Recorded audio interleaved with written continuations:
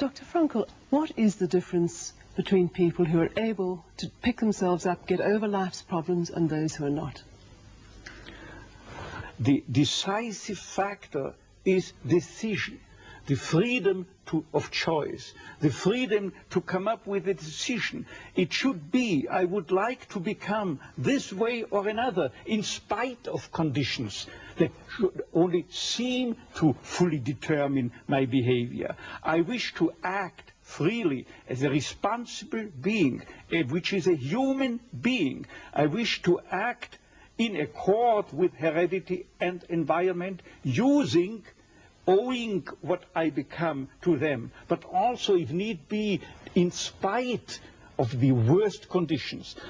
This is exactly what you could watch and witness under severe, extreme conditions of stress or of tragic conditions. Just think of people living for several years under the worst conditions of a prisoner of war camp.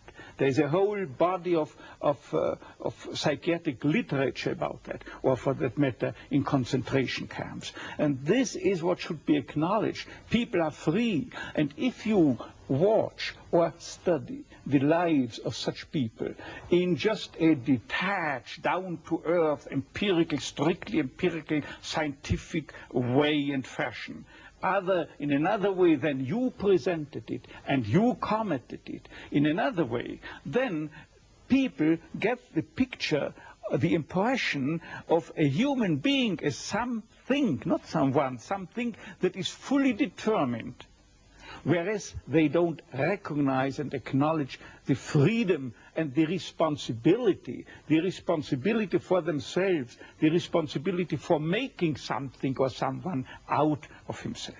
So your basic philosophy is that life has meaning under all conditions, but how easy is it when there's a sense of hopelessness, a sense of despair, to recognize this meaning? Let me confront you with a somewhat strange definition of despair. As I'm used to proclaiming is that despair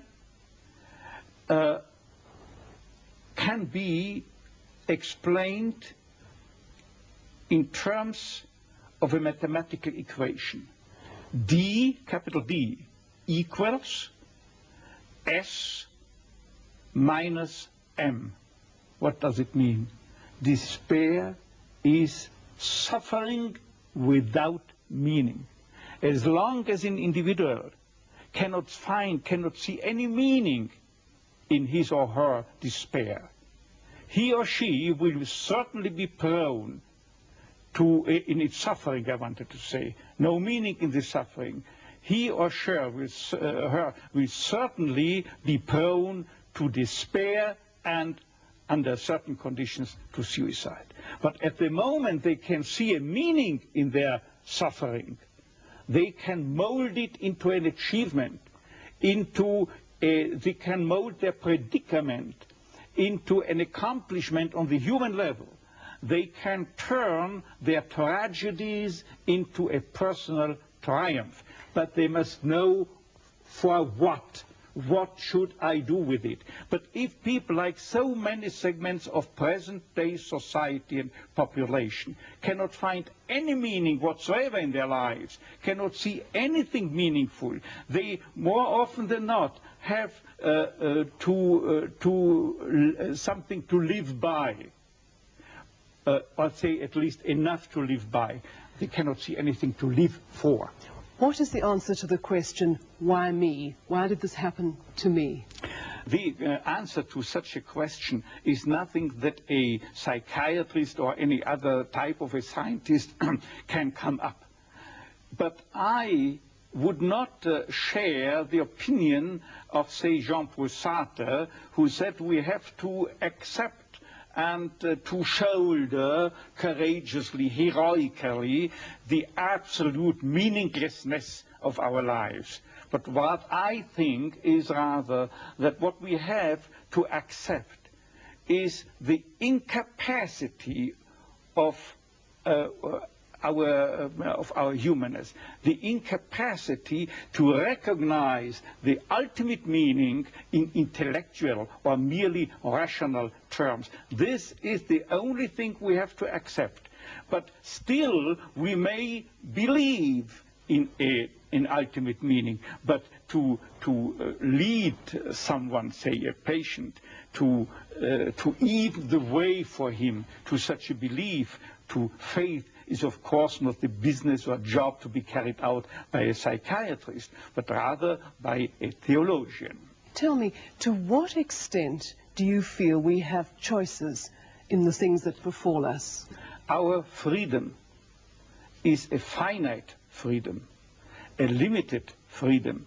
That is to say, a human being is never fully free from conditions, be they of biological or psychological or sociological kind.